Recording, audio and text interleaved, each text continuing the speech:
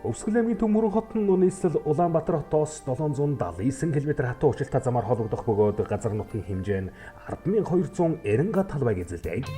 Нийт хүн ам нь 43,411 хүн амтай бөгөөд энэ нь Монгол улсын дөрөвдөг том хот суурин гэдгийг илтгэдэг юм. Мөрөн хот нь 14 багтай, 12,594 өргөтэй, 6,728 төр оршин суугчтай. Ерөнхий боловсролын 8 сургууль, сургуулийн өмнөх боловсролын 19 байгууллага, 1 ихтэй сургууль, 1 политехникийн коллеж, 5 өрхийн хэмлэг, нийт 50,169 хүн амтайгаар түүхийн замлаг бүтээн урагш тэмүүлэн хөгжин дэвшсээр байна.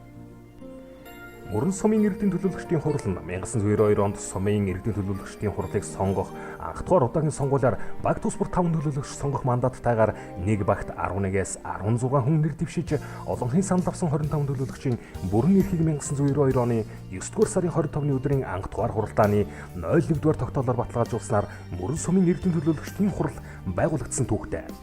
Одоогор Мөрөн сумын иргэдийн төлөөлөгчдийн хурлын ажлын алба нь сумын хурлын дарга, сумын нарийн бичгийн дарга, дотоод ажил хариуцсан мэргэжилтэн, архив, албан хэрэг хөдлөл хариуцсан ажилтан, гэмт хэргийн салбар зөвлөлийн үйл ажиллагаа хариуцсан ажилтан, хэвлэл мэдээлэл хариуцсан ажилтан, ягтлан бодогч, жолооч гэсэн 8 албан хагшийн бүрэлдэхүүнтэйгээр төрийн үйл ажиллагааны ил тод нээлттэй байдлыг хангаж, төрийн үйл ажиллагааны чанар хүртээмжийг нэмэгдүүлэн ажиллаж байна.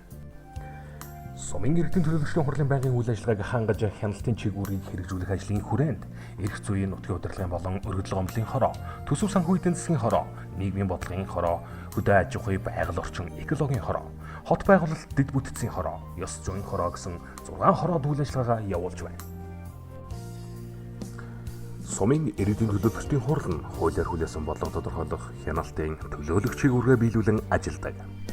Бодлого тодорхойлох чиг үүргийн хүрээнд сумын засаг даргын арга хэмжээний төлөвлөлт, гэмт хэрэгс урьдчилан сэргийлэх ажлын төлөвлөлтийг хэлэлцэн баталж, мөн нутаг дэвсгэрийн хэмжээнд зохиогч журмуудыг хэлэлцэн баталж, иргэдийн эрүүл, аюулгүй орчинд амьдрах нөхцөлийг бий болгохын тулд эрх зүйн зохицуултыг бий болгон ажиллаж байна. Хяналтын чиг үүргийн хүрээнд улс, аймаг, сумын орон нутгийн хөгжлийн сангийн хөрөнгөөр хэрэгжил буй хөрөнгө оруулалтад иргэдийн оролцоотой хяналт шинжилгээ, үнэлгээ хийх журам батлан хяналт үнэлгээ хийх эрх зүйн орчин бүрдүүлэн ажиллаж байна.